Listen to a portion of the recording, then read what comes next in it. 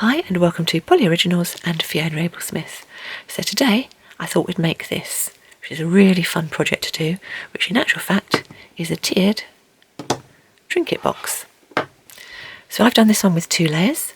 You could do as many as you like, and we'll just build it up and make the whole thing out of polymer clay. I'll take you through the whole project. I'll split it into 3 parts. Start with just making the box base. Second bit, we'll actually make the cane, which we're going to decorate with. And thirdly, we'll put the cane on the box, and I'll show you how to do that and how to get it matching up and looking good. As always with all of my projects, you don't have to follow me. Please don't if you want to do something else entirely. You don't have to use this cane to pattern a box. You can just look at the cane itself and make something with that. You can just make the box shape and cover it with whatever pattern you like. Also, don't feel as though your pattern should come out exactly the same as mine. It is based on a draft drawing I did, which I will show you later on, which is sort of based on elements of tiles, because I was going for sort of like the Delft tile look along those lines when I came up with what I wanted to do for this project. But if I did this cane 2, 3, 4, 5 times, each time I do it, it will come out slightly differently. And that's just the nature of polymer clay. Each time you reduce the cane, you're going to get slightly different proportions. So if yours comes out slightly different, that's perfect. It just means you've got your own unique design. So without any further ado, let's go on to the equipment you need for today's project. So for the equipment we need, you want a polymer clay blade, something like that. I often refer to these as tissue blades because that's the name I first knew them under.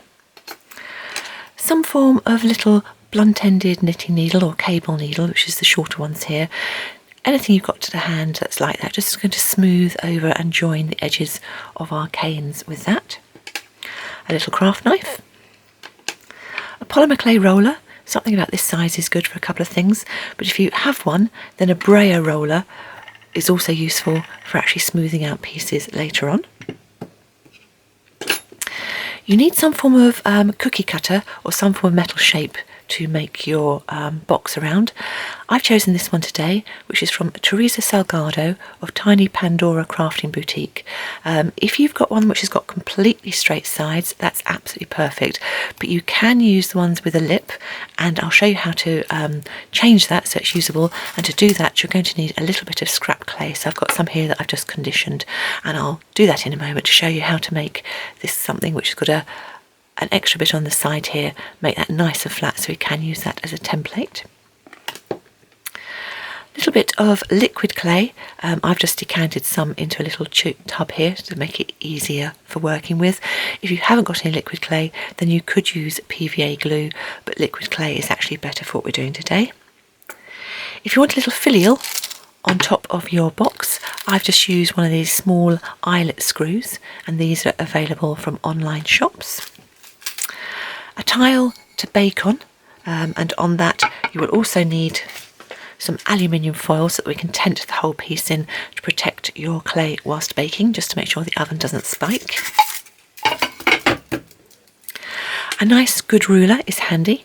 The metal ones are great because you can actually then use it to cut up against if you need to.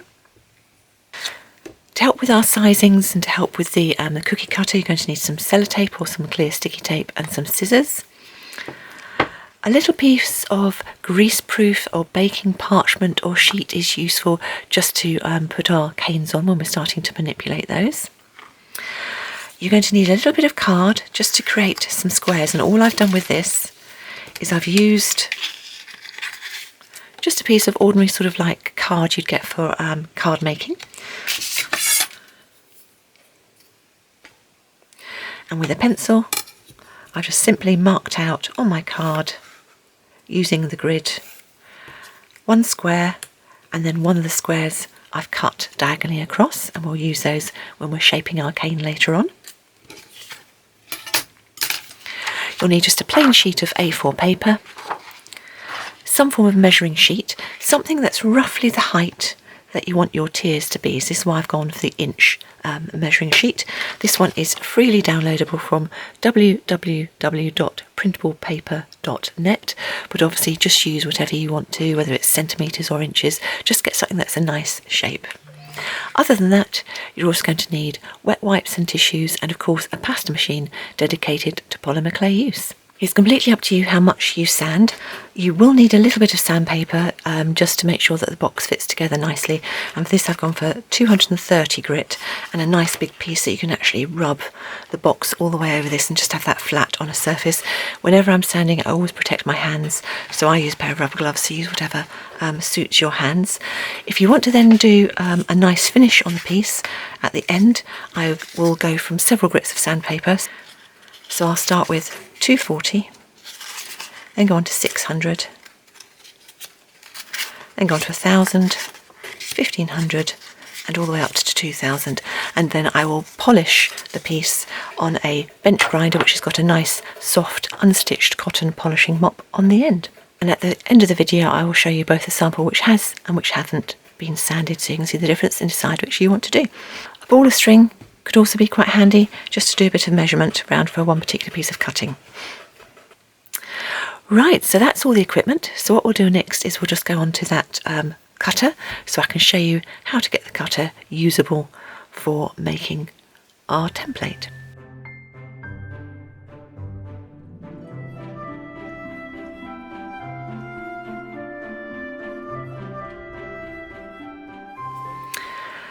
Okay, so as I said, I'm using a cookie cutter that actually has a little bit of an edge on it, and what I want is something that's completely straight. So I've taken my scrap clay on a medium setting. It's a setting number 3 I've done on mine, which is probably a couple of millimetres thick there. And what I'm going to do is I'm just going to, I know roughly the size of my cutter, so if I cut it from here to here, the piece of clay will stick around the outside. So I'm just going to, with my tissue blade, just cut off the edges so that I can see where my piece sits, and then with the ruler I can measure along the measuring sheet, and using just the corner bit of my blade cut along, and then I want it just over an inch because the cookie cutter is just slightly wider than that.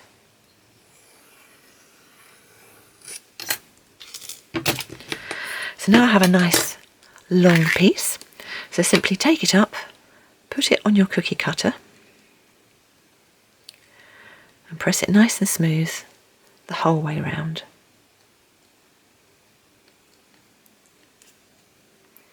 So you want it nicely up against the bottom edge. Where it overlaps, so you're going to cut the excess away. And then with your little needle, just roll those bits together. And now what you need to do is you need to just press in gently round where that top bit sticks proud. Because what you can then do is with the flat of your blade, holding it flat against the rest of the clay, you can just chop off the extra all the way around. And what that then leaves you with is a completely flat side that you can use as your template.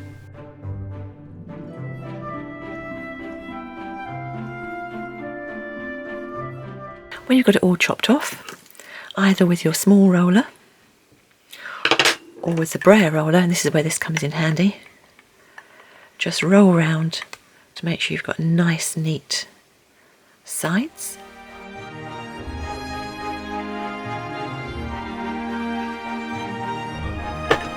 And you should find that that's probably gone slightly over both top and bottom of your cutter, so very carefully with your blade just trim off the excess at the top and the bottom. Okay, you now have a perfect template which is nice and flat on the sides and ready to go. If you wanted to, you could bake that first, but you don't need to do our first setting of clay. So all I'm going to do is put that off to one side, and we'll now move on to the clays you need for today's project. The clay I'm using today is Fimo Soft, but all known brands of polymer clay will work well for this technique, so just use whatever you have to hand. Now, We need a fair bit of clay to do this because we're going to make quite a big cane. In fact, we're going to make a much more cane than we need just for the box, but like most things, when you're making a cane, it's much easier to make it slightly bigger. However, I've put here more clay than we should hopefully need. So I've actually put 3/4 of a small pack.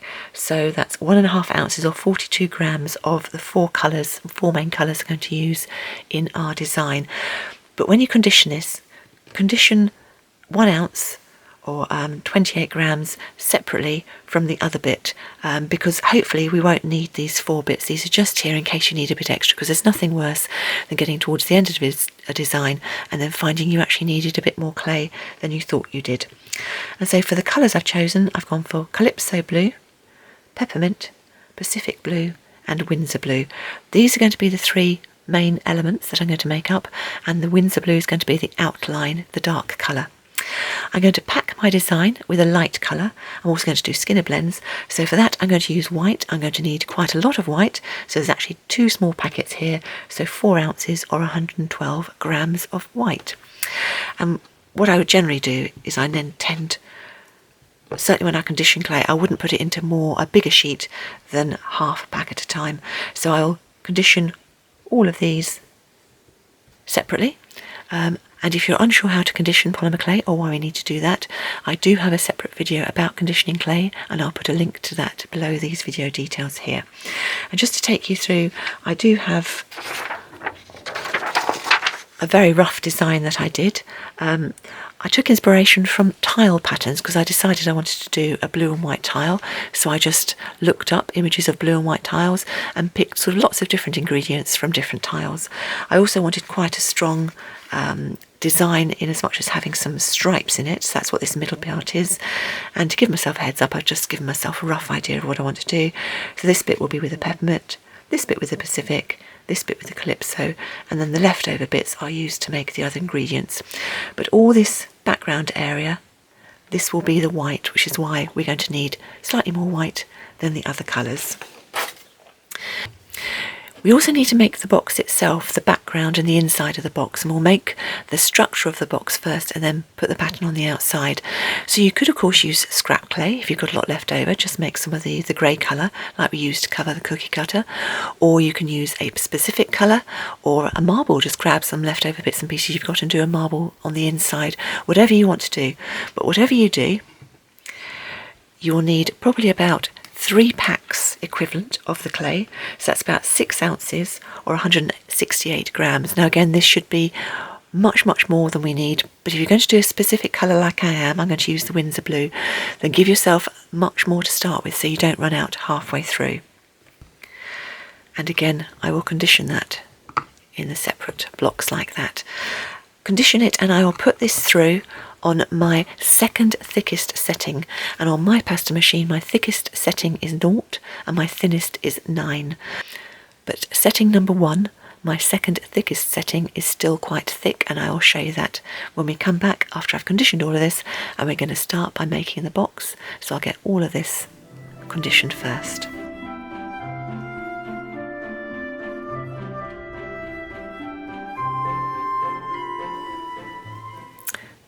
So the first thing we need to do before we start making our box is to make sure we've protected the clay and the cutter, because obviously we don't want to put raw clay against this because it will simply stick. So all we're going to do is going to put a strip of paper round the outside just as a separation between the clay on the cutter and the clay that we're going to put around. Even if you had got a straight-sided cookie cutter, still put a sheet of paper around the inside because it'll help to get the clay off after it has baked. And all we need to do is make sure we've got a piece that's wider than your cutter. So I'm lucky that the ruler is wider. That's all I've got to do is draw a line down the edge of the paper. And you're going to need 2 of these. One goes on the inside of our clay and one goes on the outside, and just cut yourself your 2 strips. Get yourself a piece of the clear sticky tape.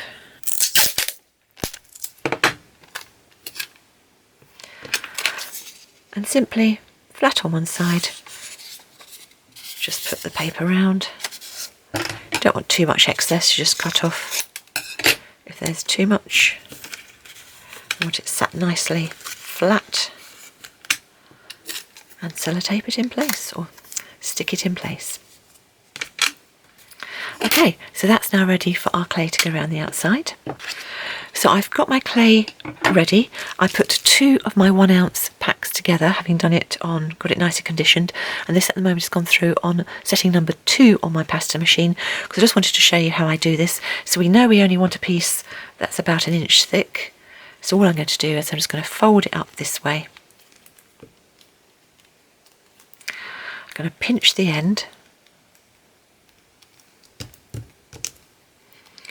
Sort of pull it a little bit thinner, and now I'll put it through the pasta machine, that pinched end first, so that the folds are at the side on setting number 1. Okay, so there's our piece. I'll show you the thickness in just a moment, but as we already know, if I chop off here and here, that should be enough to go all the way around the outside. And what I'm looking to do is to give myself enough so that I can actually see the darker lines. So I can use my ruler, as we did before, simply put that up against the darker lines.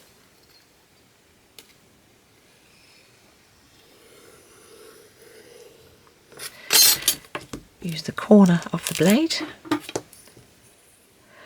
and I'm going to go slightly over 1 inch because I know the cookie cutter is just fractionally taller than that.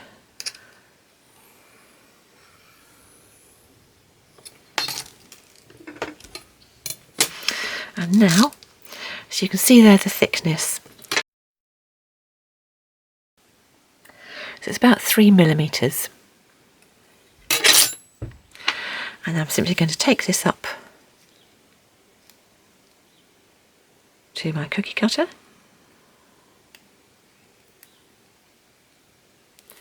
Pull it round. You'll find obviously it's slightly longer because you've now got the extra clay on there. That's absolutely fine. All you're going to do is going to pull it ever so slightly until it fits.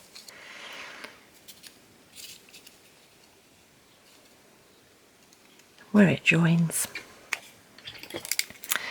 with the side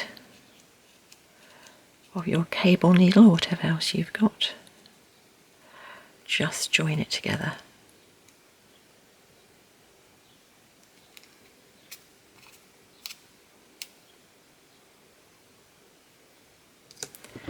Then just go over it gently with that brayer roller. Just make sure that's nicely joined, and then flatten it down with the blunt side of your blade.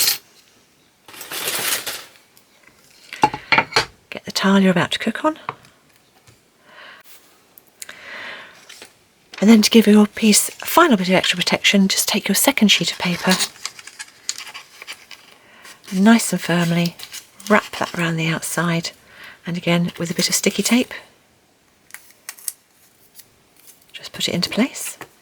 Then I always tent my piece completely with aluminium foil just to protect it should the oven spike during baking, and bake according to the manufacturer's instructions for the brand of clay you are using, and I'll bring you back when this one's finished. Once your piece is out of the oven and it's cooled, we now need to take this off the form. So the first thing to do is to take the outer paper off, and if you just sort of slip your craft knife under and gently ease it off, you should be able to pull it up and off.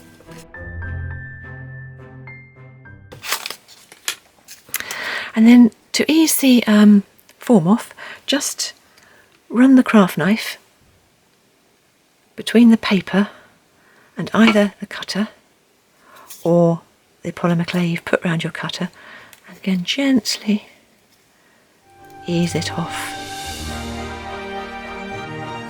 And do it top and bottom, and here I'm going inside the paper. Don't force it, just let the craft knife work its way round.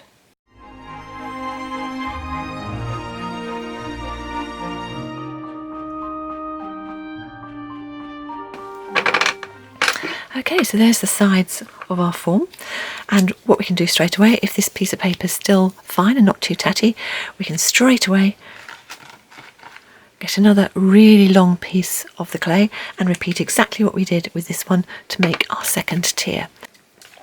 In the meantime, I have taken another sort of about 2 ounces worth of the polymer clay, put it through on that same sort of second thickest settings. And what we need to do is we need to work out which is the top and which is the bottom of our walls, and also mark something like an oval shape. You would think this would be perfectly symmetrical, but to be honest, cookie cutters generally aren't, and most of the shapes you get won't be. So we need to work out which side is which. If you've got a light coloured clay, then all I generally do is put a little pencil mark on there. Now, even with dark coloured clay, you can actually see, don't know whether it's going to shine in the light for you at all, but I've put one line on that side,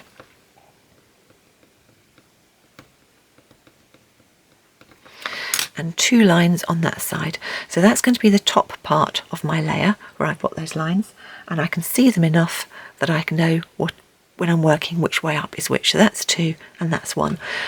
So just for the purposes of this tutorial, I'm going to get a little white marker. I'll put 1 white dot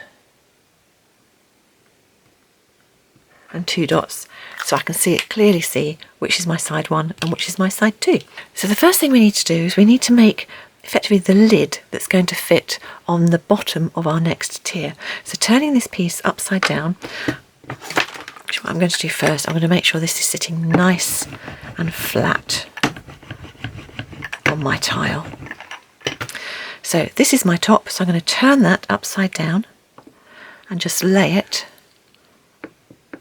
on my clay like that, and then very carefully, just going around the inside, I'm going to cut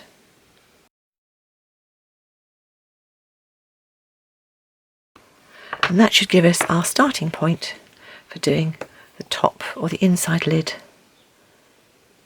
of our next layer. So leave that as is, and you should have enough clay to do the base. So for the base, we're obviously going to turn him the right way up. So there's my 2 dots, so I know that's the top. I'm going to get a little bit of the liquid clay, put that around the base of my walls,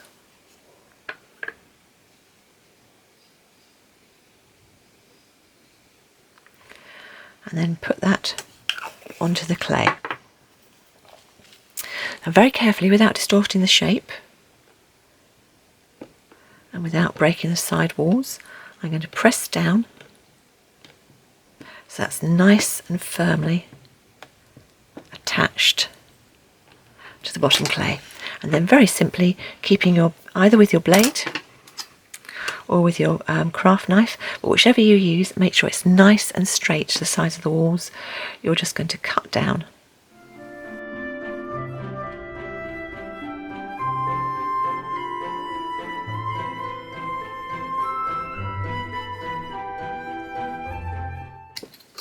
And then carefully peel the clay away.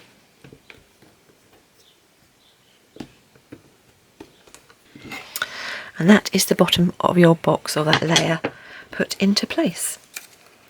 Last thing to do, if you can, just slip the paper back over just to help protect those walls whilst it's baking. As always, tense the whole thing in clay to protect your clay should the oven spike during baking, and bake according to the manufacturer's instructions for the brand of clay you are using. And whilst I'm baking, I will also do my second layer by putting another 1 inch all the way around here, and do exactly the same as we did previously, so we get these nice walls for our second layer. So I'll get all of that done, all of that baked, and bring you back when we're done. So once they're baked and cooled, you should have your piece with the bottom on, your new ring, and then the bit that's going to fit in the middle of this. So the first thing to do is to put this piece just gently on top of that piece and just check and have a look how it fits around the sides. Turn it upside down, turn it around, and you'll see that I've already done this because I've already put my 2 matching dots on for which side it looks best. Now obviously I've only done the dots so that you can see them. You can do it with just a pencil so it's hardly visible at all.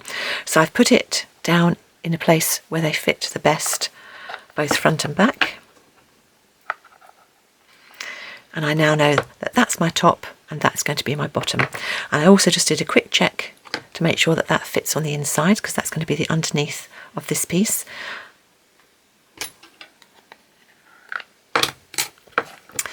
It was actually a little bit wide, so all I did was I just trimmed off a tiny little bit with my craft knife just to make sure it fitted in there. So all we're going to do now is we're going to repeat by making, so that's going to sit in there, so I remember that's that one. We need to make a lid, or a bit that's going to fit on the inside at the top of this one, and then obviously we need to do the base for this. So exactly the same as before. I've already preconditioned my clay and got it ready cut. The lid is going to sit just there. So I've put it, my dot side down, and exactly as we did before with a craft knife, I'm going to cut round the inside.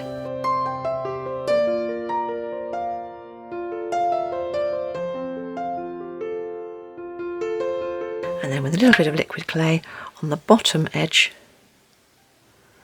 we're just going to carefully push that down into this clay and again cut round the edge to create the bottom of our top tier. Now I'm just doing 2 tiers. Obviously you can do as many as you like, and if you wanted to do more, you just carry on building up using your cookie cutter, more bits of paper, and just work your way up. But I'm just going to do exactly the same now to this one as I did to the other one.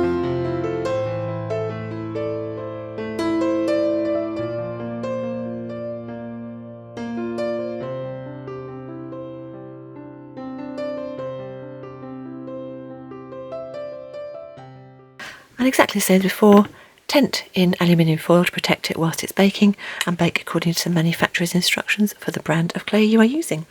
And I'll bring you back when this bit's done. If you finish with your cookie cutter and it's one like this where you have put the scrap clay around, then when you know you've actually finished, you can very carefully, make sure you don't cut yourself, just slide your craft knife down around the inside, and then you can go all the way around the inside of this one, and then you should, I've already pre-done this one, top and bottom, and then you can just ping this off.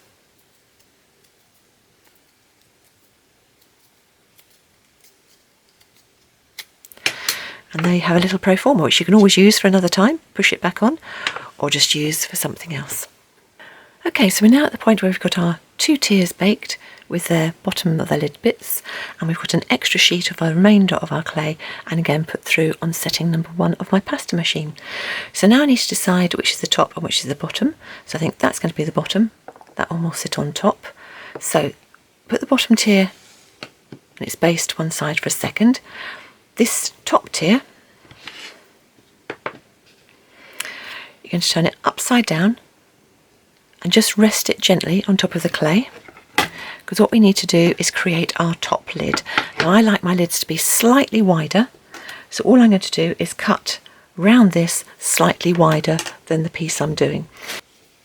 You can either do it by eye, or if you're not sure about that, get yourself something like a piece of string, and if you hold the string tight against the edge, that'll give you a good outside marker to cut against.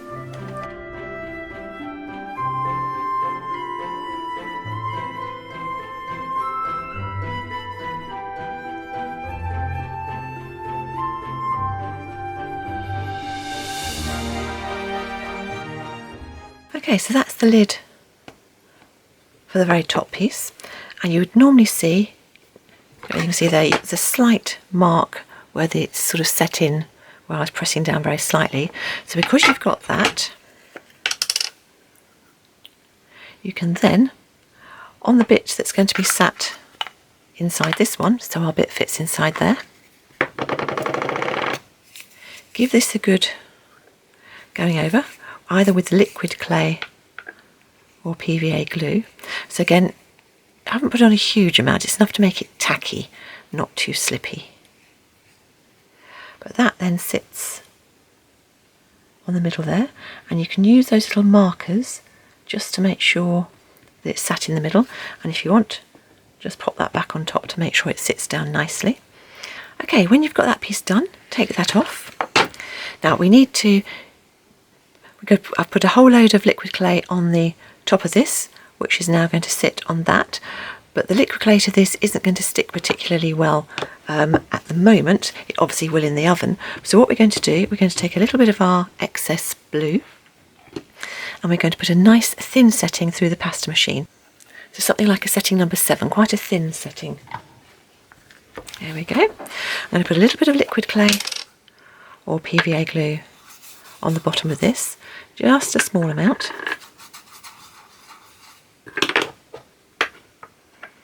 Because we want to make sure we get this lid, the bit that's going to sort of go into our bottom tier, just in the right place.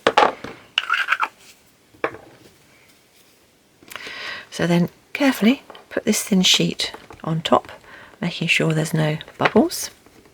If you want, use your roller. You can chop away the excess.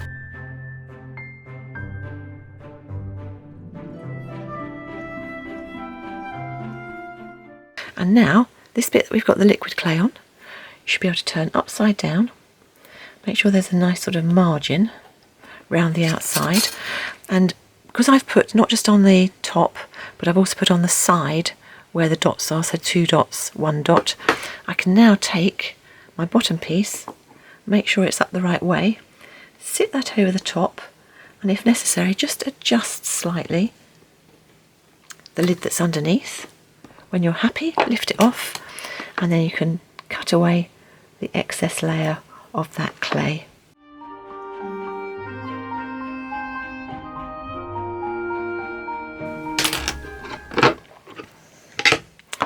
So those bits are ready to bake again, exactly the same as before. Tent the whole thing in aluminium foil, bake according to the manufacturer's instructions for the brand of clay you are using, and when that's done, the whole box should start to fit together, and then all we've got to do is just do any finessing if that's what you want to do at that stage. So I'll get that baked and bring you back when it's done. Okay, so there are the pieces out of the oven. Whilst they're still warm, I actually just popped this one on to that one to make sure that it fitted in place, because obviously you've got a little bit of manoeuvrability whilst the clay is still warm, and then just pop that lid on as well. And all I'm going to do now to get this completely ready to cover in our nice pattern is just do a little bit of finessing. Now you don't have to do this if you don't want to, but it does sort of make a difference if you can be bothered to. So the first thing I'm going to do is I'm going to sand my pieces. Now I'm using wet dry sandpaper, and I will do this by a sink. I will make this nice and wet, and then with a little bit of detergent, soap or something just to help catch all the particles as the clay comes off, I'm going to put that upside down and sand to make sure that this is nice and smooth. Same with this one, to make sure that's nice and smooth. And that's another reason why I've got little dots on the side, so you could do your pencil lines on the side, because obviously these ones on the bottom might well get sanded away.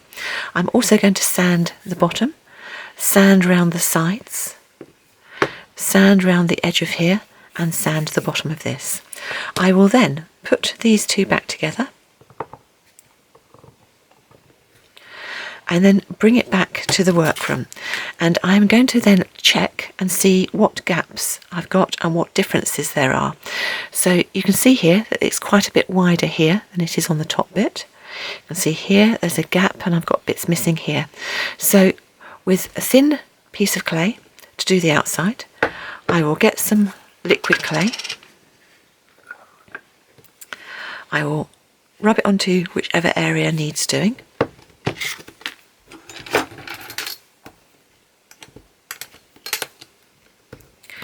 Take a piece of excess clay, put that on, press it down nice and firmly, and then go around with the tissue blade and take off anything that's needed, just to make sure that these pieces are nice and smooth all the way around. So I will do all of that, add all the extra bits in, make sure they're nice and smooth, and I've got lovely fit all the way around, and I will bring you back when it's all sanded and all finished. So there we are, there's all the box finished. I put a bit of extra clay around a couple of the sides and then sanded the whole thing, so I've got as smooth and as neat and as close a finish as I can get. Now, as I say, you don't need to do this, but if you want to make your finished piece as neat as possible, then it does make a huge difference doing that now. So there's my box, got all my pieces nicely fitting together, so it's at the stage where we're going to start making the cane. But one thing I need to just do and check, that's the little inch square I did right at the start, and I just need to see and check whether or not that, now I've finished it all and added it all together, whether that's going to be the right size. So you can see there it's a bit small, and the same on that one, it's a bit small, and although I want it just fractionally smaller, that is literally a bit too small. So I just remeasured one and made myself one slightly bigger. So you can see there it's more or less the right size, just fractionally smaller. And having done the one, I did the same square again, and then we're just going to cut that across the diagonal.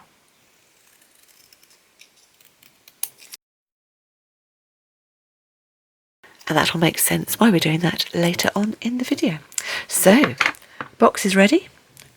Put it back together. I've got my squares ready for doing my cane. So all we need to do now is start making the actual pattern.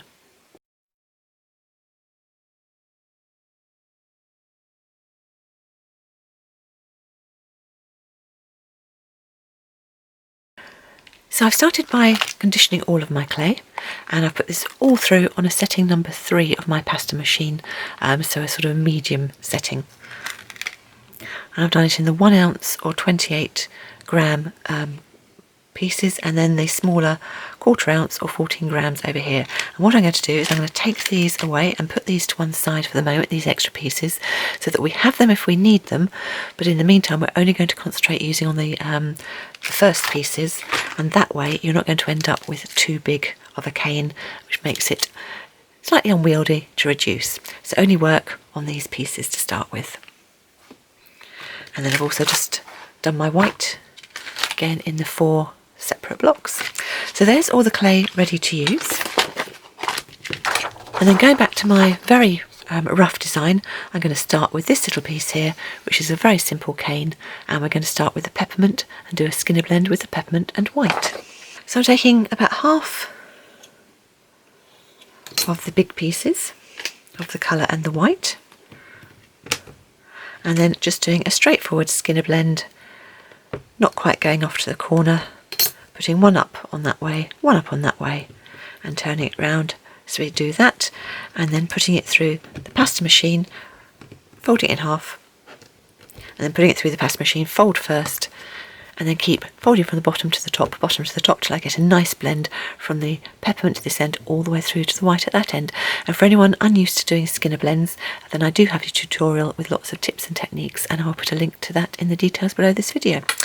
So because I've got 4 layers here and it's on setting number 3, I'm going to put it on a thicker setting, so setting number 2, and I'm just going to do that until I get a nice blend, and I will bring you back when that is done. Once your blend is done and you're happy, I'm just going to cut that, I'm probably going to cut that into 4 pieces, because I want just a thin piece to put back through. So I'm just layering them up there so the white pieces are all together, and then I'm going to pinch the blue end, and I'm going to put it back through the pasta machine on setting number 2, blue end first, to give myself a longer strip, and then put the whole thing through on the thinnest usable setting that you know you can put your pasta through without it shredding in your pasta machine.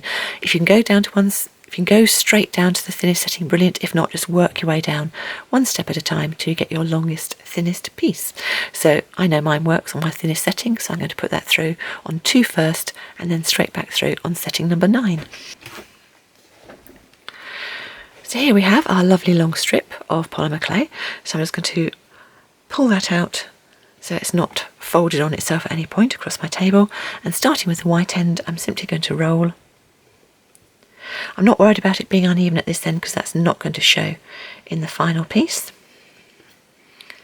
And just roll it up, making sure you're not trapping any air in between, all the way along the length.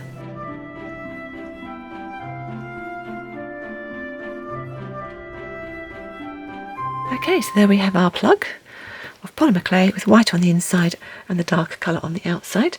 And then I'm going to go and find a darker colour. And with this I'm just going to take a little bit of the blue. It's going to take a piece off. So this is the Pacific blue. And then I'm going to put that through on quite a thinnish setting because I just want a piece that's going to wrap around here, but I don't want to use all of that. So probably setting number 6 on my machine. So it's just going to give an added darkness around the outside. With your blade, just cut level, cut the end off, and then just wrap it once in the darker colour. Take off the excess and put that back on your pile with the other blue. And then we're going to cut down, if you can, fairly neatly into quarters.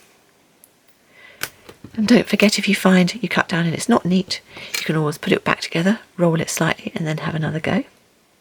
So when you've got your quarters cut, all we're going to do is we're going to pull up slightly the sides to tuck that darker blue over, and then squidge it longer and thinner. You can either do it up in the air or down on the tile. Do 2 pieces, put those 2 pieces together by pressing in at the bottom, and then do your other 2 pieces.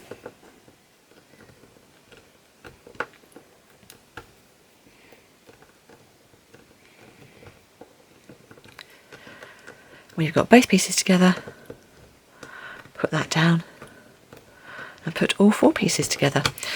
And that's as far as we're going to go detail wise for this particular cane, because we're going to make this quite small. So if you go much smaller than this and repeat this, then you won't have so much detail showing. But we are now going to cover this in the dark blue. But before we do that, I'm just going to push it down slightly, and I want to make this slightly more square shape. So I'm going to push in so that the white becomes a corner and this darker blue becomes a corner. And once you've started, you can make it into more of a square shape, and that's an easier shape to reduce in. So say just pressing with your fingers like that, top and bottom, and then you can start going along the sides. I don't want it to go too long at this stage because I'm about to wrap it in the dark blue, but I just want it to be more of a square shape because that'll give us a better covering of blue around the outside. So once I've got it to the stage I'm happy with, get the dark Windsor blue,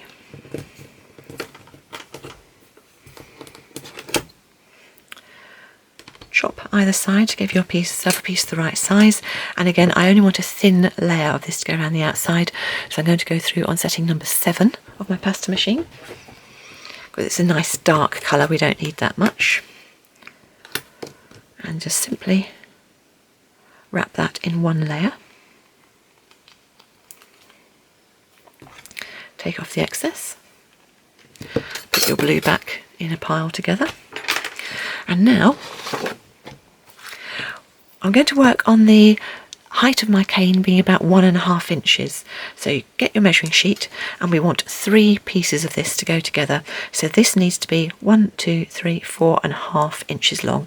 So all I'm going to do is reduce this down, and by reducing, what I'm doing is I'm pressing in with my fingers whilst pulling it slightly longer. And because we've got that square shape, this is quite easy to do.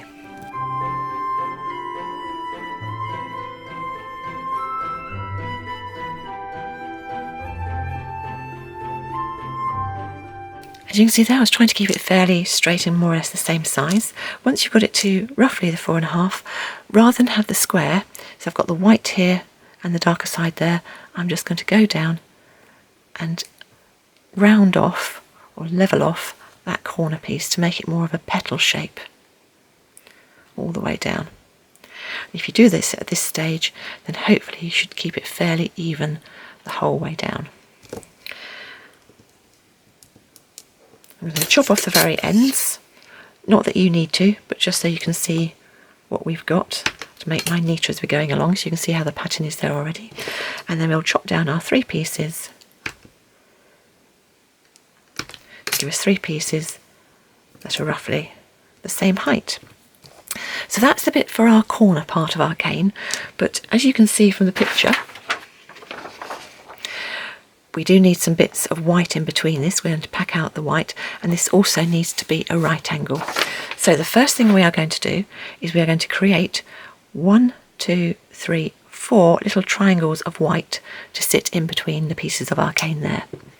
So clean your hands if you need to, grab yourself some white and roll it into a log.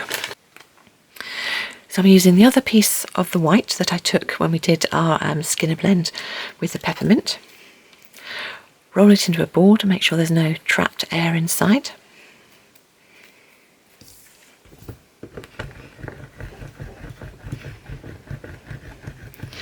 I'm just going to roll it into a log. And then I'm going to start on my measuring sheet, just pressing it down into more of a triangular shape.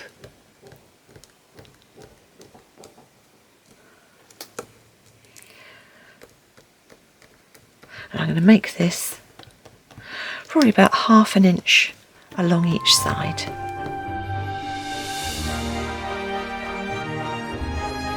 One, two, three, 4, 5, 6.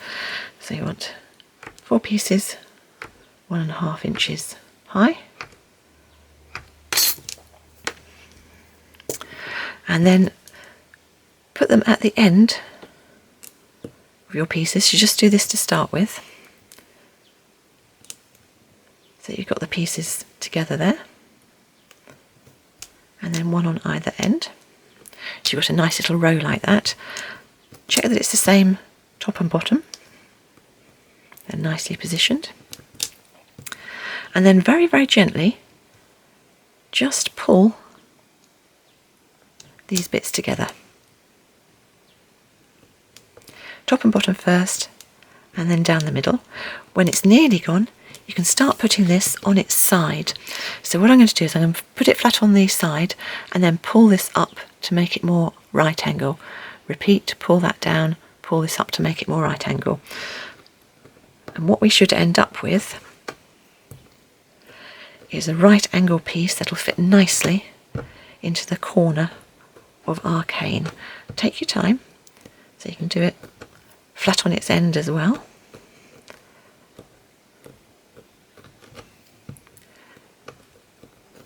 Check on your measuring sheet because you want a nice tight right angle there, and pull that up if necessary.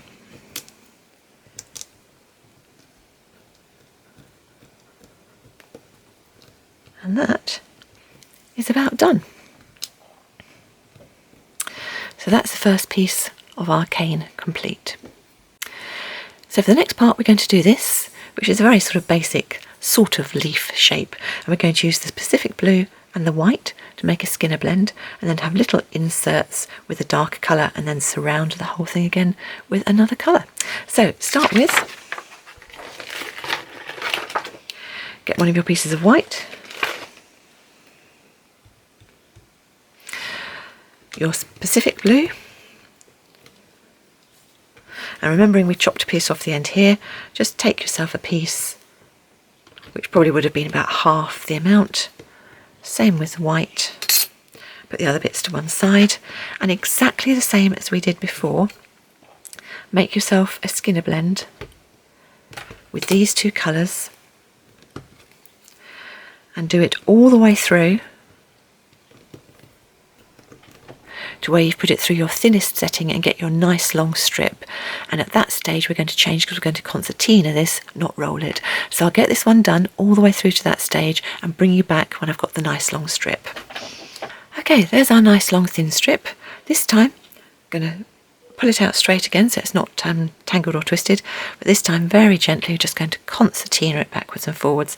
So that's probably about 3/4 of an inch, about 2 centimetres wide.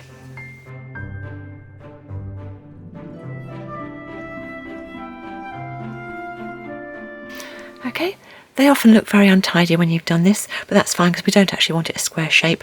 We're just going to round off those corners. So eventually we've got white at one side and the darker blue at the other. And we can sort of push it down to it's about just over 1 inch in length, about 3 centimetres. Because now we're going to add some bits on the inside and also wrap it around the outside. So take the rest of the white that you used to make half of that, find the piece of the dark blue you'd put down to a thin setting, I think that was setting number 7, and put this through on your thinnest setting, setting number 9 in my case, or whatever your thinnest one is on your machine. And all we're going to do is we're going to take a piece that's the right height, for arcane. So put that there, and we should just about be able to wrap over. Take the excess off.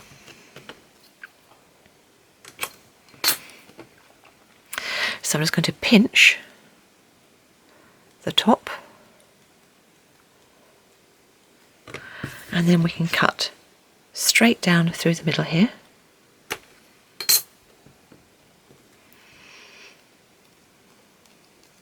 And this is going to sit in here, but I say it needs to be 3 times.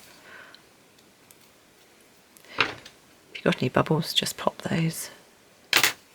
3 times the length. So what I'm going to do is I'm going to put this through the pasta machine. That should just about be enough if I stretch it slightly. So as before, make sure my top is still nicely pinched in. And then not all the way to the top.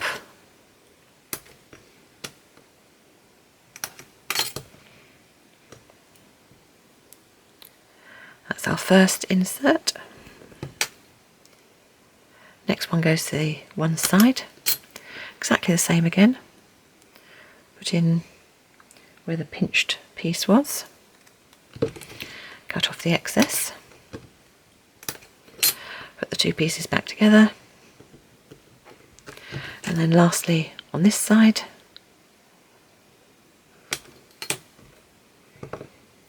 find the pinched top. Put it wider if necessary.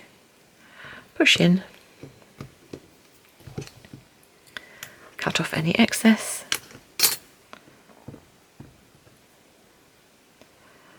And put back together. These 3 pieces keep to one side. They might come in handy for later on, for adding some extra detail if you want to. And now we're going to cover the whole thing in a layer of the dark blue, but just a very thin one. So I've got some of the extra dark blue clay here. I'm going to put it through on setting number 9 again. And just do one thin layer.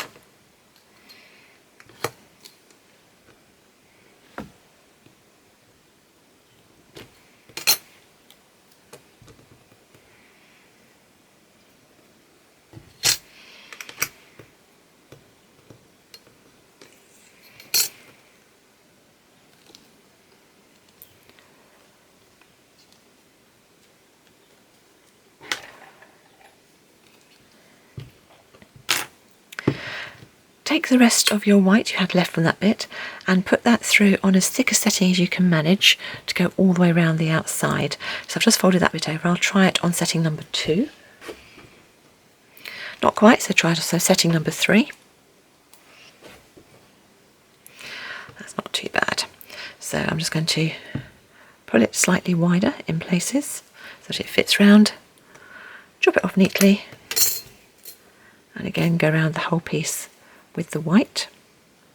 I'm not too worried about it not coming up completely to some of these edges, because we are going to lose a fair bit when this gets reduced, and of course it's always these ends that you lose the most from. If you've got a big gap, you can just patch a little bit in, and when you're done, again with a little bit of the blue, we're going to do exactly the same again. Go around in a nice thin coating on setting number 9.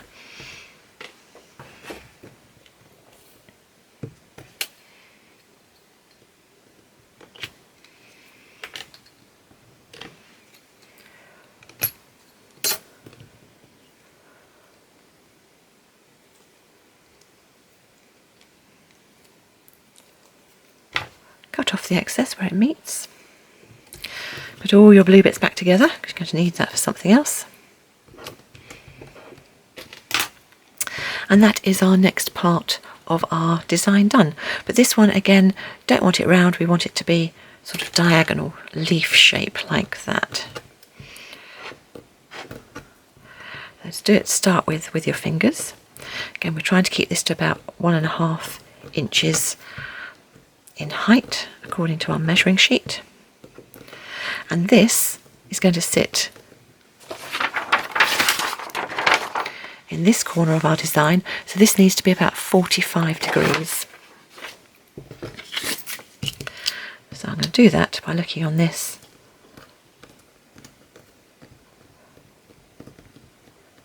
and making that narrower. Do it top and bottom. Make sure you're doing the same both sides. Just check height, about 1.5 inches. That's not too bad. So that bit sits there. That bit is going to sit there and form one side of our triangular shape. Okay, so that's that bit done. So now let's go on to the next bit. So the next bit we're going to do is this sort of round shape, and this is quite a nice easy one to do. Again, a nice simple skinner blend. This time we're going to do a skinner blend between what's left of our Pacific blue and the Calypso blue. So we'll use about half of our Calypso blue. And exactly the same as before, chop down through, diagonal line through and put them together. However, this time I'm just going to take a small amount of one of the other sheets of white we've got.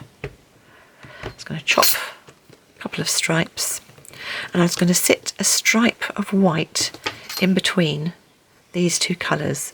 So it will just help when we put them together to create a nice smoother blend. Keep this to one side, we're going to need this in a minute.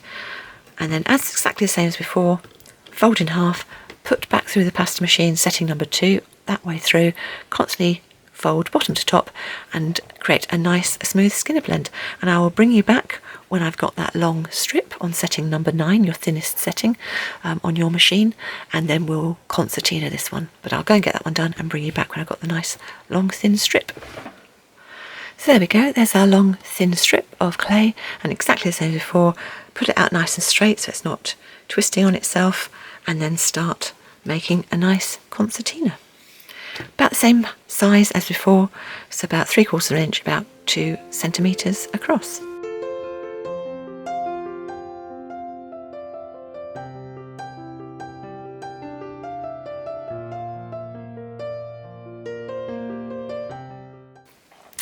As you can see from that one, we've actually got quite a nice long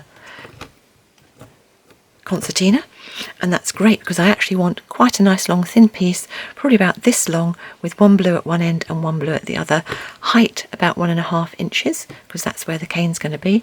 And all we're going to do is we're going to create one long piece and then just wrap it round on itself around a white plug in the middle. So with your fingers, just push that in,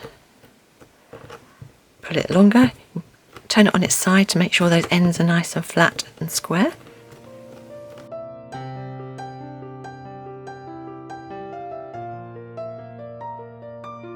It helps every so often. Just give it a roll to make sure it's nice and even. See how you're doing size-wise. And as I say, about 3 inches, so we're almost about there.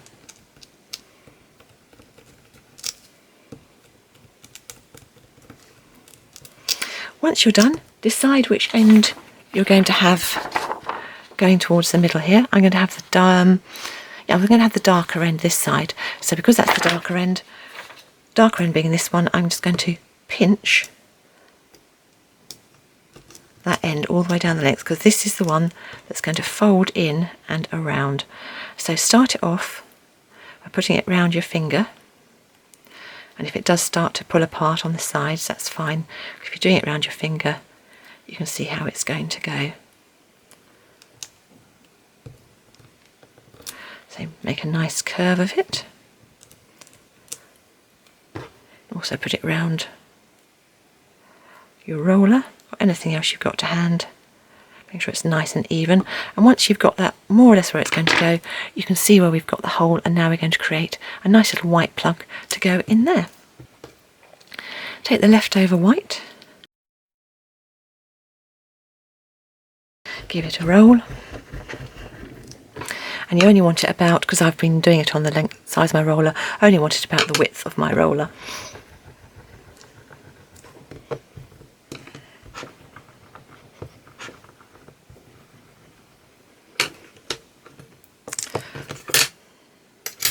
Chop the end off neat, pop it inside your roll, chop off the other end,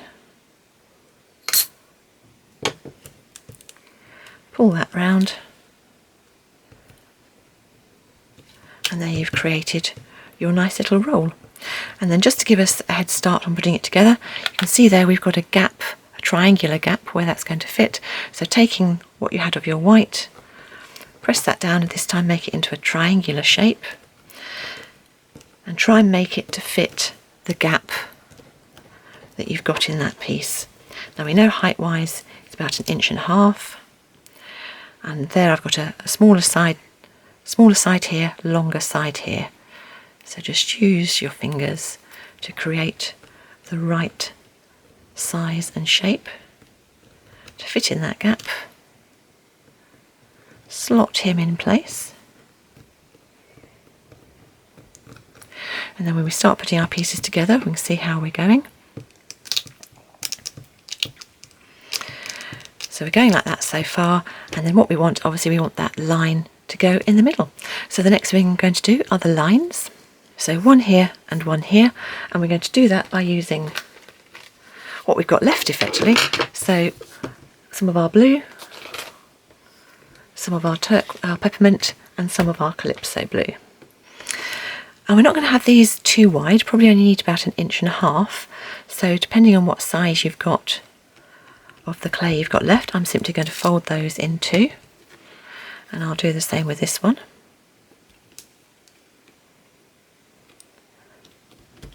So we can chop him down a bit.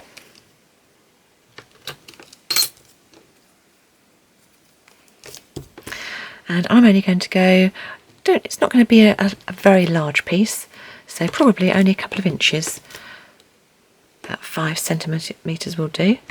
So put those bits off to one side, we'll use those in a moment. So those are the two bits that are going to make up my stripe, and I'm just going to put the dark clay in between them. So I need this to be 3 sheets, 1, 2, and then that side. So I will put this through on whatever setting gives me enough to put the 3 sheets through. So I'll try to start with, I'm going to make it roughly the same width, and I will put it through on a setting, I'll try setting number 5 to start with, see how I'm doing.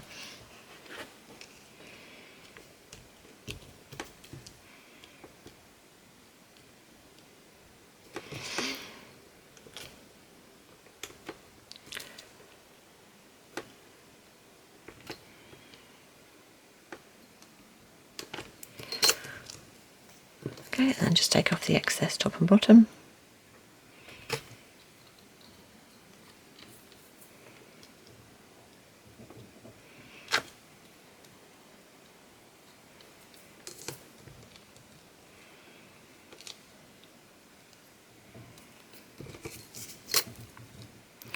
And then just layer them up.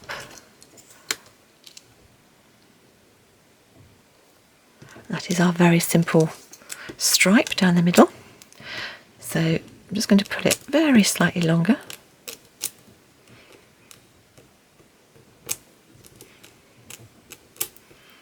Make sure it's roughly the right height. Give it a bit of a roll.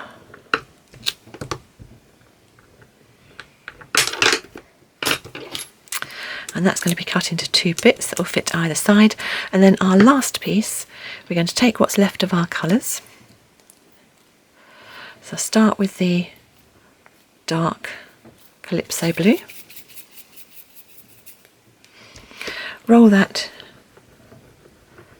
into a sort of a sausage shape.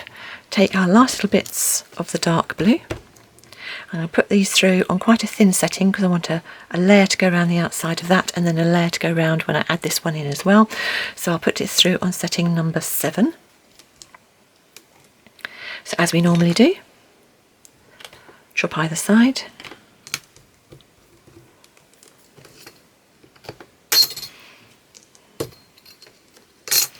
Wrap round once.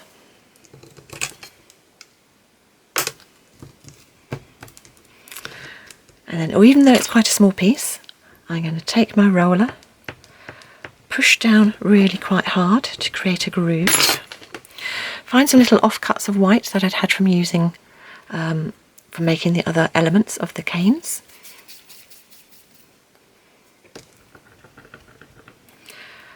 And I'm just going to put that through because I want that to sit in there, but just a thin layer. So I'm going to put that through on setting number 2.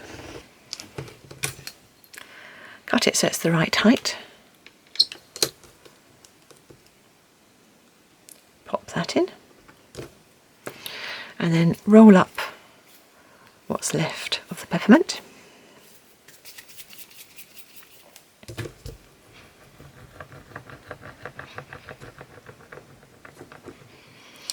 and then just pop that on the inside. And then with the little bit that's left of our blue, I'm just going to wrap round the whole thing again. And again, put this through on setting, I'll try setting number 7 again. I'm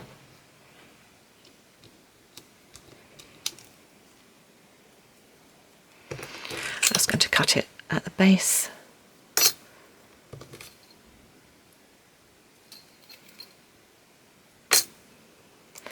Take off any excess.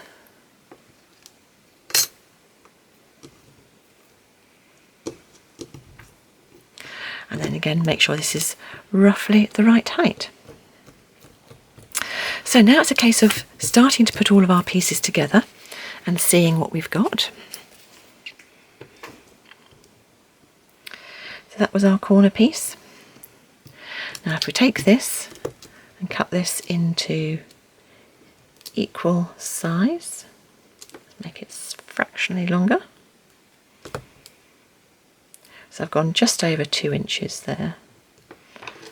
Chop it down the middle. So that comes from there, and that one sits in the middle. Then this one will sit in there. This one will sit in here, and he's actually a bit big, so I'll probably make him a bit smaller because he's too big to fit in the middle. And then we've got a bit of a gap here, so I might well take, do you remember those little pieces we had of the cut off strips of the blue, and we've still got a little bit of the peppermint. I might just stick those in there with a little bit of that on there, just to create a gap in there. And then all we need to do, once I've made this slightly smaller, is with our leftover white, we are going to fill in all of the gaps. So let me take it off this so it's easier to see for you. So there's a triangle there to fill in, obviously 2 triangles here to fill in, there'll be a triangle here to fill in, and then a little triangle here, little one here, and possibly a little one on the end here as well. So the first thing I'm going to do is just make this smaller, and all I'm going to do is I'm just going to pull it longer whilst sort of pushing it that way at the same time. And again, don't ever worry about changing the sizes or components in your cane, because you want to make it look good and you want each piece to be sort of a value that you're happy with. So say a piece that's just too big, simply reduce it to make it shorter. And of course, if you want, and if you are running out of white clay to pack your piece, you could always then use this extra piece. So if we chop this down, make sure it's only 1.5 inches. There we go. So you can see how it's going to fit in there. That's better, that's a better size. I do now have this left over, so if I wanted to, I could reduce this down, make it smaller, fit it into here, fit another piece in here, just whatever you need to pack it out. But other than that, I will fast forward the next bit, because there's no point me just sitting here making triangles, but I will do it so that you can see what I'm doing. If I run out of white, and I might do because that's not a huge amount I've got left here, then obviously I will add some more in. I might well add that in and use that in there to take up some of the space as well. I'll see how I'm doing as I go along with this. But this is where you just don't necessarily follow me. Everyone's going to be slightly different. Just make it up as you go along and just pack in with whatever colours you've got to fit in around the outside.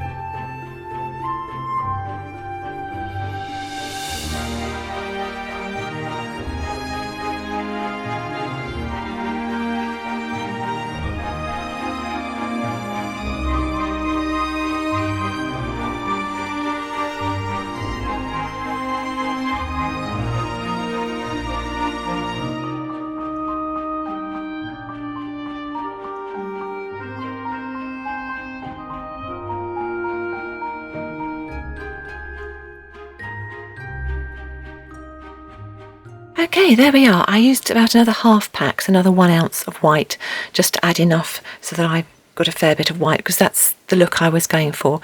If I wasn't going for sort of a Delft type look cane, then I probably wouldn't have bothered packing so much white. I would have just squidged it together into a nice triangular shape and just let it come out however it comes out. However, we now have our cane, sort of nicely packed, looking very similar, top and bottom. And all we've got to do now, very simply, is reduce the cane. So you can see what I meant about sort of trying not to make it too big, because even using this amount of clay, that is a big cane. There isn't really a quick solution on how to reduce a cane easily. It is interesting, it's hard work, it's good for building up the muscles in your fingers. There are things you can get cane caps and cane savers, but to be honest, they're not quite this size. I've gone too big to start with that. However, when we get this down smaller, then they are quite good to use. You could also at this stage just cut a sheet of acetate and put it on either end. If you do that, you need to make sure you've got a completely flat surface so that every single bit of this sticks to the acetate, both at the top and the bottom, otherwise the clay will still pull away. Personally, I like a lot of scrap clay, and because we've got all blues here, any scrap clay you've got of this will make into a really nice, different and new colour of blue. So I'm not overly worried about actually having a lot of scrap clay and a fair bit of wastage on either end. So I will start reducing this, and I start reducing it by actually leaving it flat on the tile. And what I do to start with, I'm going to turn it up here just to show you, and then obviously I'll revert back to how I normally do it. Holding it flat on the tile with my fingers and my thumbs, I will literally just push in around this very central bit. I'll do it on all three sides, rotate it and all three, but all the time holding it flat on the tile so that as much of this surface is stuck to the tile as possible. Once I've done that a bit, I will rotate it and do it from the other side, and what I'll end up with is a slight waste going down the middle of this cane. So I'll do that to start with. I'll speed up because obviously there's no point just sitting here watching me do that, and I'll stop it when we get to that waste stage, and I'll show you what I do from that point on.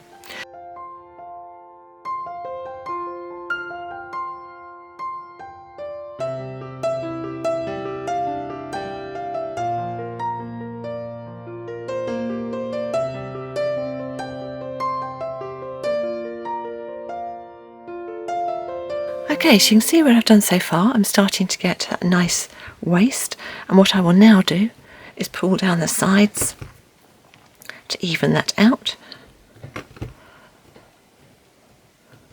And now when I go back, I will sometimes also use the sides of my hands to press in all the way up the sides and really sort of try and start to get that cane reducing.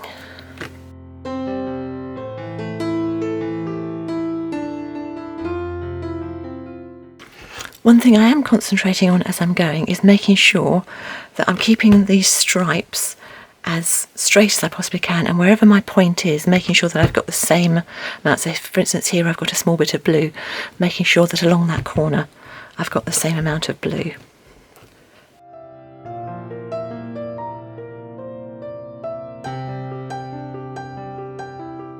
Once I've got it to a size that I can almost get my fingers around it, I tend to move on to doing it this way on the tile.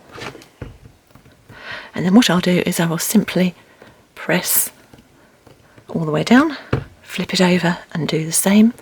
Quite often repeat with the other hand, and what I'll also do is every so often I will turn it the other way up so that if you have a tendency to press down more with one hand than the other, you even it out and do the same on both sides. And gradually, as you see, it will start to get longer and smaller. The other thing I will do when I get to a smaller size, you'll notice, I don't know if it's going to be easy to see, is that I will quite often when I'm working on this end, have this end lifted off the tile because it helps it move more quickly along if you do that. So again, there's no quick or easy way of doing this. I'm just going to keep plugging away at it, and I will speed up so that you can see exactly what I'm doing, but you don't have to waste all the time. Watch me reducing this cane.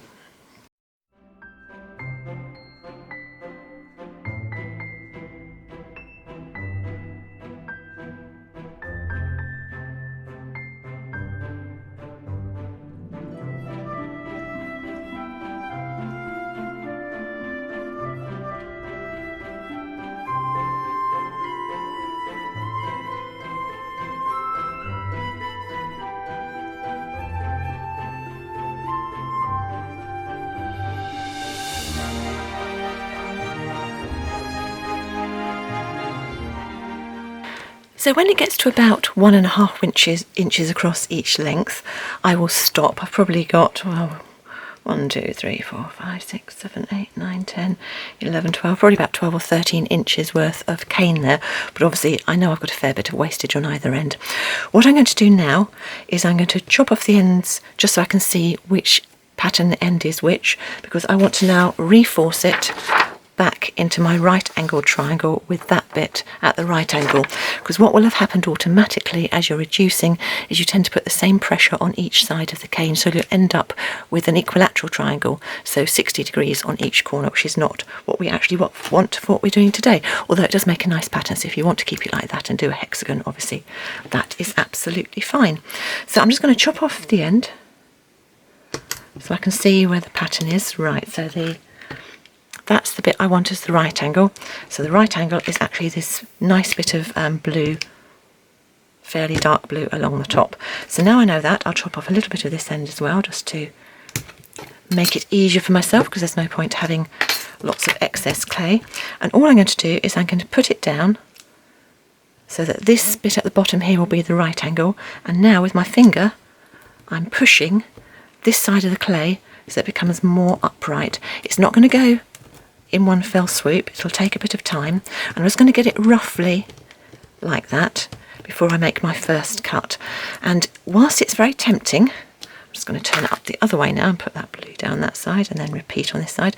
Whilst it's very tempting at this stage to cut through, or even when it's slightly bigger, to cut through and see what you've got, get it to nearly the stage you want before you chop down through, because every time you reduce it, you will get slightly more wastage, and there's no point wasting lots when, if you get it roughly to the size you want, you only effectively have one lot of wastage. So let's put it back down. See how we're doing? Starting to go. Now I do want one piece of this to be kept quite big, because when we do the pattern on top of the lid, I want to have 8 pieces here, but they're going to need to be quite big, a lot bigger than my square will be.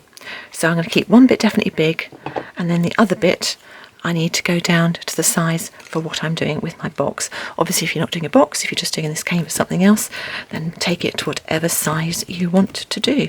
So I'm just still going gently pushing these sides more upright, and then we will in a second chop down through and see what we've got. So let's turn it on its end, see how we're doing. You can also press down here. Okay, moment of truth. Let's chop down through and see what we've got. So I'm going to chop roughly down the middle, because one part of the I'm going to keep slightly larger, the other part I'm going to make smaller to do our box with.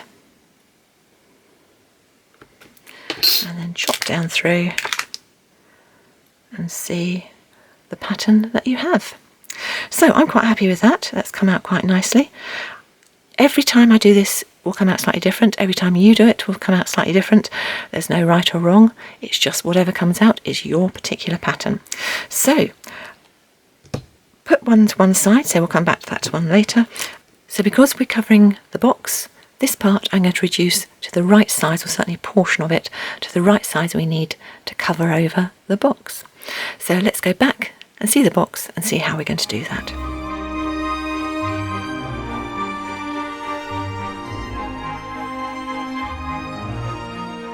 So let's start making the cane so it's going to fit on our box. And I'm going to start with the bottom tier. Take that apart.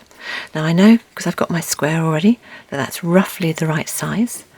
And I know that this is the right size triangle to fit round as well.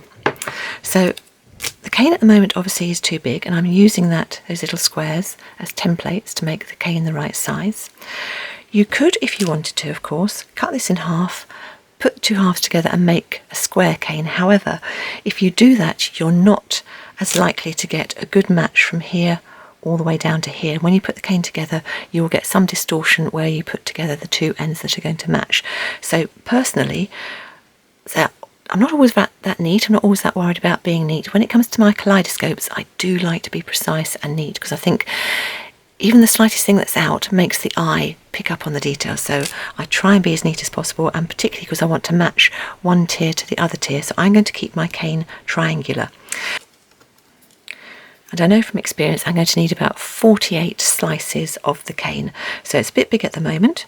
So I'm probably going to chop down to about there. So I can see from here that each of these square sides is just over one of these big squares long, and then the long side needs to be just over 1.5 of those squares long.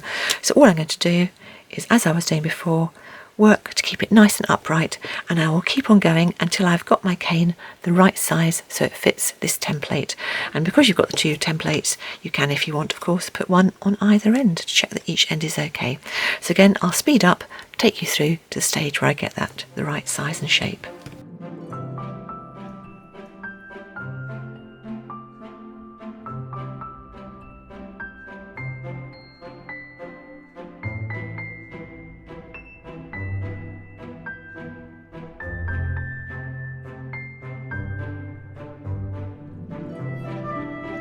So I think that's not far off.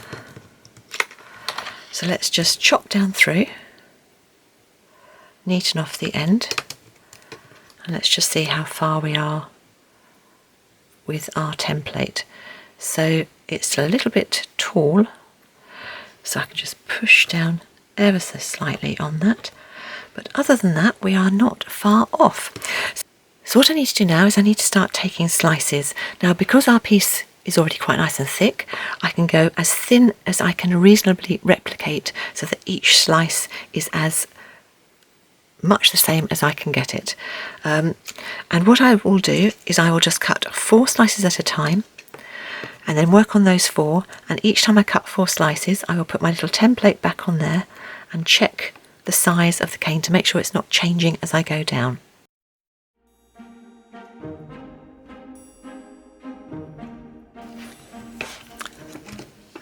Having done that, I'll just ease them up, pull them gently off,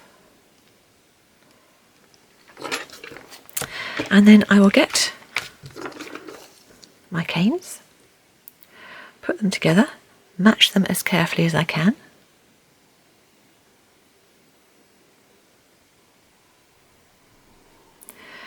put them on a piece of parchment or baking parchment, greaseproof, whatever you work on, and then very gently with the end of my cable needle just roll that join together, and then with the square put the square in place to see how they fit. So this needs to come slightly pulled out, and where it's too big, with the blunt end I can push it back in. And what I'm aiming to get is each piece as nice and square as I can get it. So now all I'm going to do is on the outside take a little bit of liquid clay and just add some liquid clay onto the edge of my box, just enough to make it tacky, not slippy.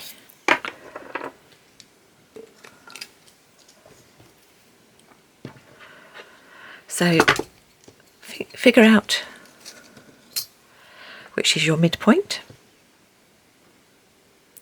put your first slice on,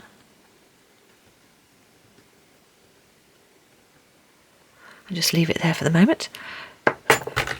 With your second slice, what I will do at this stage is, whilst I've still got those there, I will cut another 4 slices so that I've got that visual clue so that I know how thick I was doing each one. But obviously before I do that, I'm just going to slip that back on to see and to check that it's the right size. So I'll check which way it needs to be orientated before I put it down on my sheet, and just repeat as before.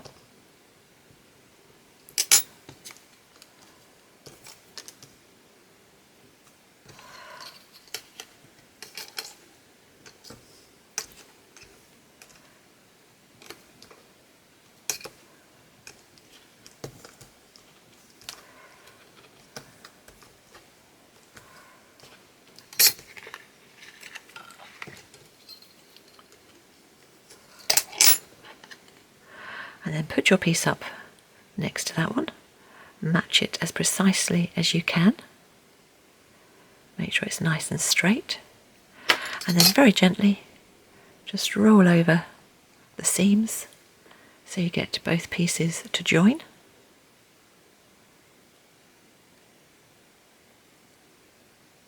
Don't worry about finessing it too much at this stage, and then just keep on going. So I'm going to add another one here, and then I'll add one here and one here, but when I get to the midpoint I'm going to stop.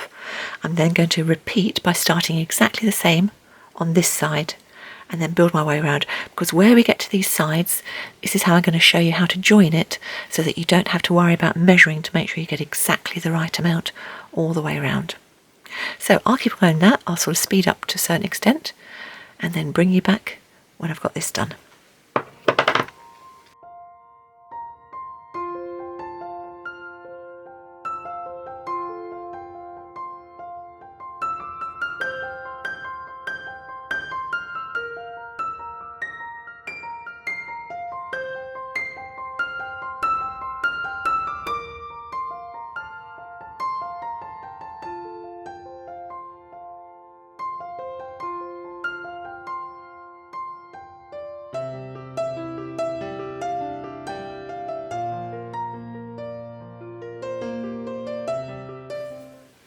So I'm actually going to stop at this point because I'm getting close to the middle parts, and then I'm just going to repeat by starting the same on the back and working my way around. Okay, so that's most of the pattern on. We've just got the sides to do, and you can see here I was very uneven in where I put them on, but never mind. Hopefully yours will be slightly neater. So there is a trick to getting this bit done, and it involves using more squares. So in some ways you can say it's a bit of a waste of clay, but it gives a really nice smart finish look, and we can always use the little offcuts that we get in a moment or two, either to make, I don't know, a pair of earrings, or of course we are going to decorate a finial on the top, so you can always use them for that as well. So to start with, do exactly as you did before, figure out which way up your piece is going to go and make your squares as before.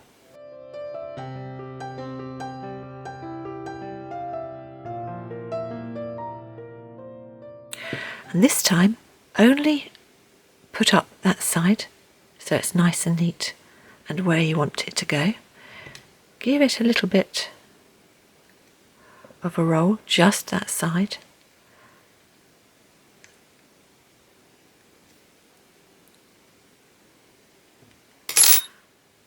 And where roughly you think the middle part of your place is,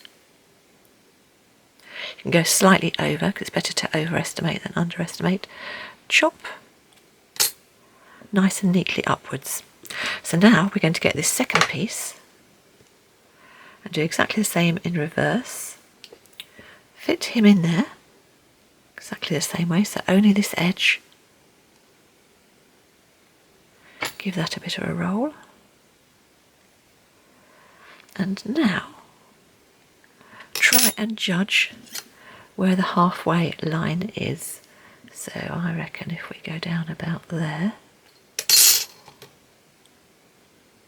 pull up that extra bit, we should,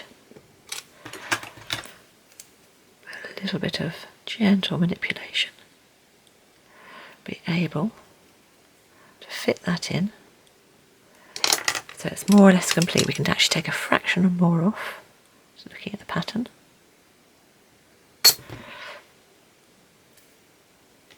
That's better. And now you see you can just match it up, and whilst it may not be the same pattern on the front, because it matches at the side, the eye automatically accepts it. Okay, and just repeat on the other side, but of course this piece is going to be even less. Okay, so slightly different on that side, but still it matches. So as far as the eye is concerned, that's a good match. So there are all our pieces fitted around the side of the box. All we need to do now is a little bit of finessing. And as with most things, if you don't want to, just leave it as it is. But personally, I like to make sure that all my seams are nicely joined, so I'll go back over them. And I want this to come just slightly proud at the moment of the top and the bottom. So I'll just roll it slightly up with my cable needle. because it's easier to roll it slightly proud and then press it flat down. Not a lot, literally just a tiny bit. But you see here where you've got a little bit of a gap, it's just nice to roll it so it's over the top, so that when it gets pushed back down, it's nice and neat and there's no gaps in those joins.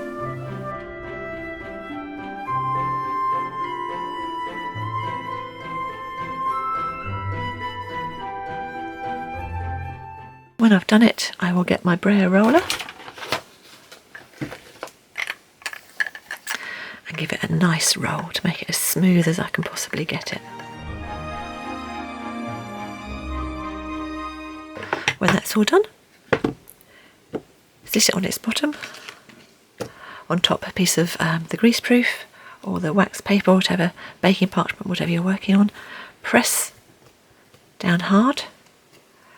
Have a look down at the sides to make sure that it has all gone and is flat on the bottom, and then you can repeat by doing the same on the top and just gently pressing down.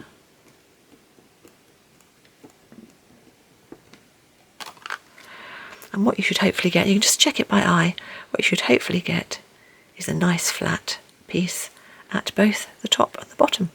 When you're happy, just place it on your tile to bake. As always, tent the whole thing in foil to protect it should the oven spike whilst you're baking, and then bake according to the manufacturer's instructions for the brand of clay you are using. And when that's done, we can start on the second layer. So there's the piece that's out of the oven and finished baking. So now we're going to do the second tier. So same as before, a little bit of liquid clay just all the way around the outside, enough to make it tacky, not slippy. And then you can see in preparation I've already cut all the slices ready to go. I'm going to put this on the right side, match up with our dots 1 and 2 so I know it's gone on the right way.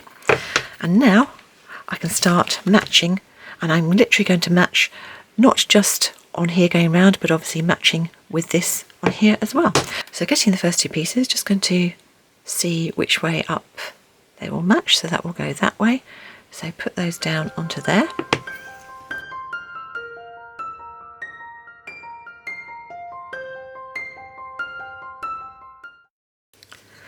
And this time when we match it up, we're going to match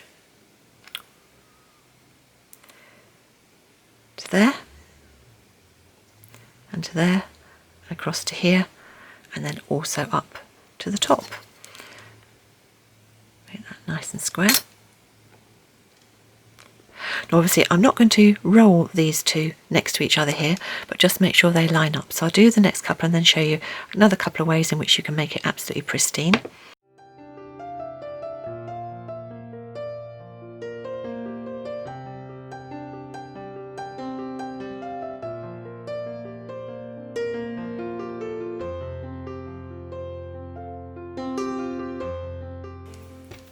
So we'll of course go back to rolling the seams there. And the other thing I can do is I can run my blade over there to make sure that there's no bits where the top layer is sticking proud over the bottom. And I can do it now whilst I'm doing it and adding the layers on, but I can also do it once I've rolled around the whole thing. So I will carry on adding all these squares in all the way around, and I'll bring you back when I've done it the whole way around, and we'll include doing exactly the same for the sides as well. So once I've done all that, I will bring you back. So there we are, all the pieces put around the top tier. So now we're at the stage where we can take the top tier off and start tidying this up, doing exactly the same as I did before, going over with the side of the needle, with your roller, with the brayer roller, making sure it's completely up to the top, completely down to the bottom, and then when it's completely neat as far as I'm concerned on this layer, I'll put it back on top of that layer and then go and have a look, see if I need to do any tidying up in relation to the thickness, because rather do it now if you can get it off with a polymer clay blade rather than having to sand it off at a later stage. So I'm just going to spend a bit of time doing that. I'll bring you back when it's done and it's ready to bake. Okay, so I've refined the top as best I can at this stage, and it's pretty neat, so I'm fairly happy with it. So I'm going to carefully remove it, put it on a tile ready to bake, but before I bake that I'm also just going to cover the lid and put a decorative finish on the lid. So I've added some liquid clay onto the top of the lid, so again as per normal, just enough to make it tacky, not slippy. And I've got myself a piece of the right angled cane and I've made it wide enough or big enough so that when it sits on the lid it will stretch from one side to another. So now I'm going to cut 8 even slices of this. I've taken some of the leftover clay we had when we made our original box, put it through a finish setting number 6, and done a sheet big enough to go over the top of our lid. And putting that on there, I'm just going to start putting these slices together.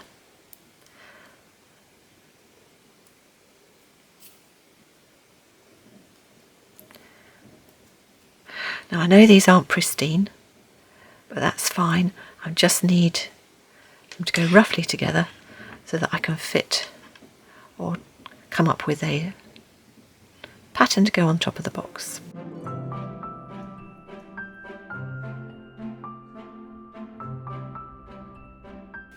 So it's not far off, but we've got a little bit over here that needs to be filled out. So now that I've got it on this other sheet of clay, I can very gently start to smooth these over until they join up. Just take your time, go backwards and forwards until the join disappears.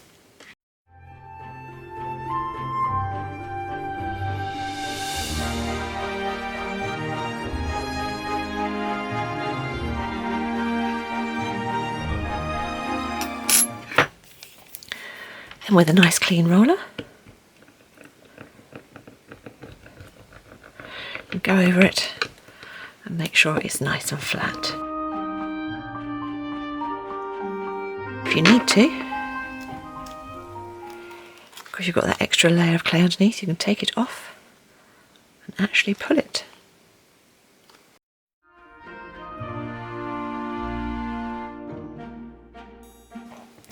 See how we're doing? And that's pretty much there. So I'm going to take away the excess blue, because we'll use that for extra trimmings later on.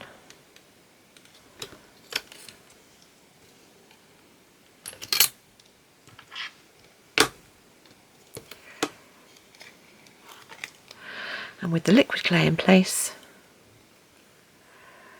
we'll see if we can actually fit it onto our lid.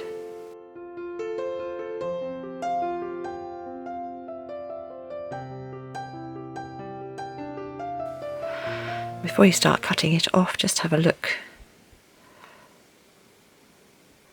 to check if you've got it relatively even. And then of course you can give it a roll with the brayer at this stage. Make sure you've got no air trapped underneath. And when you're happy, just with your polymer clay blade, just go around the top of the lid and chop off the excess.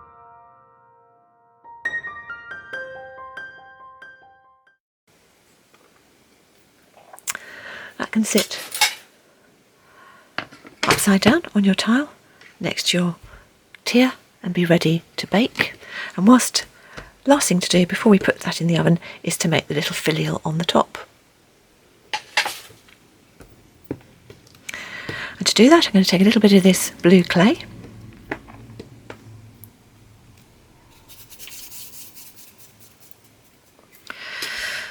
about the size of a small sort of marble, whatever sort of you fancy the size being for your piece. And all I'm going to do is I'm just going to roll out to make more of a point on one end, and then with your fingers pull it slightly in at that end. So you get a shape, something along those lines. At this stage, find your little screws, cut a groove down the bottom part of where the finial will be, stick the hoop bit in a little bit of liquid clay or PVA glue, just to help it stick in the clay, open the clay up pop the screw in.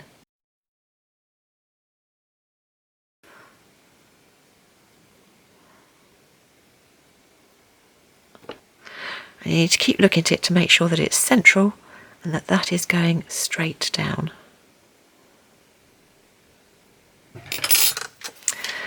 Go back to all those offcuts we had of our extra sheets. As I say, I think I'm going to go for the blue bits.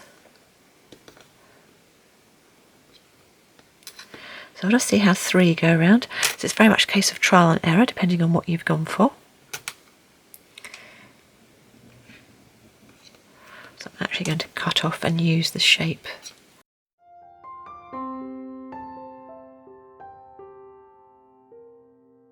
Let's see how they fit on.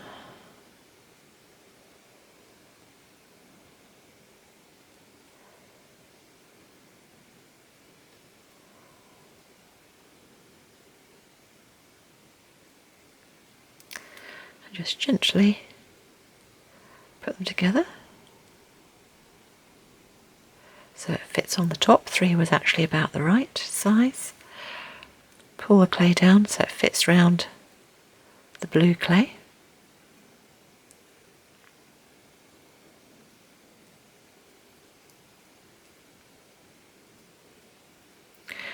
I only want the very top to be that, so I'm just going to take with my blade and just carefully take off the excess that I don't want.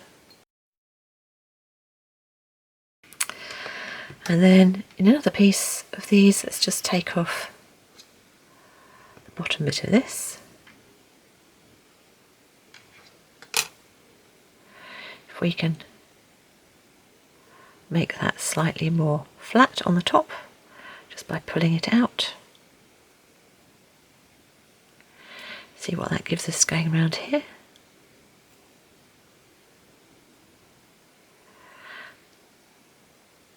As long as it stretches nearly round, because of the shape of our finial, we should then be able to just close the clay over the rest of the piece and chop off any excess that's too much.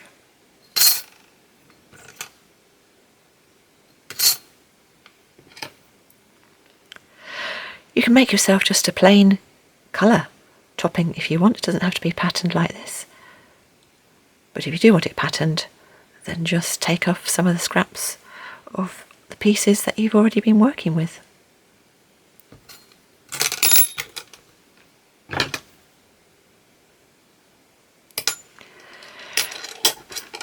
When you've got the clay more or less in the right place, just reshape it.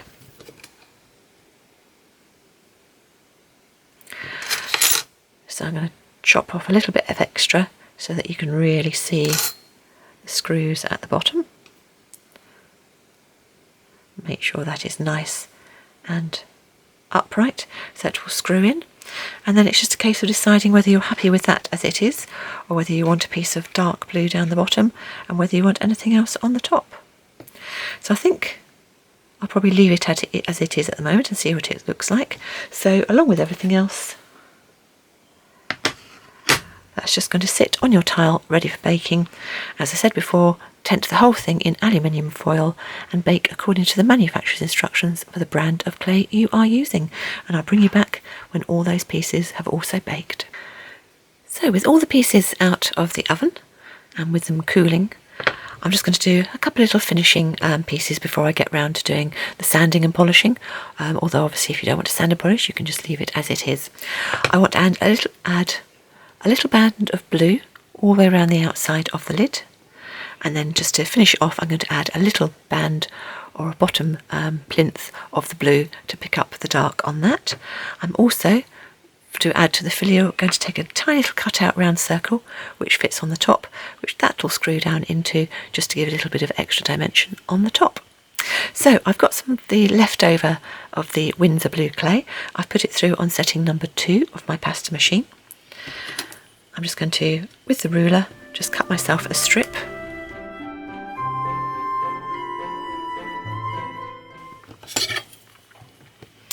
And then I'm going to put liquid clay all the way around the edge of the lid.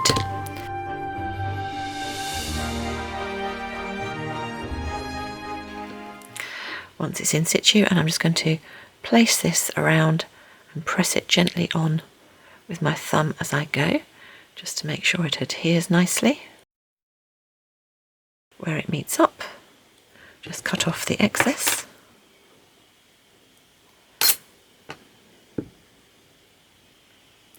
Pull it together, and then as usual with the knitting needle or the cable needle, just take off the excess. I'm just going to pull it very gently just round the top and bottom, just so that it's easier to cut off and has actually sat nicely on that rim. So with the brayer roller, again, just go around just slightly, just so it's nicely attached. And then with the sharp side of our tissue blade or our polymer clay blade, we should just be able to go around level with the top and take off the excess, and repeat exactly the same on the underneath, and pop that down on the tile ready for baking. And then with a bit of the leftover, if you find yourself a small round cutter,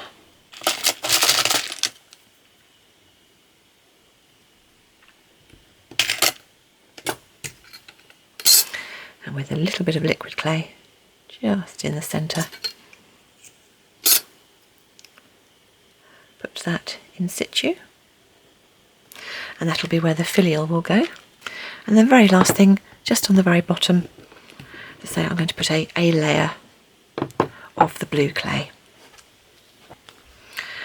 So I've got it through on setting number 3, which is quite a nice thickness, and as before, a little bit of liquid clay, and then we'll just add that on. And then once we put this in and bake this for one last time, the only thing left to do is to decide whether or not we want to sand and polish the piece, or whether we're happy leaving it as it is. So very carefully put that down, working from the middle towards the edge. Make sure you've got no air bubbles.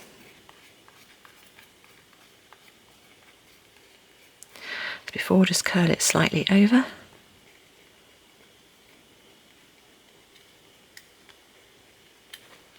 And then with your tissue blade, just take away the excess.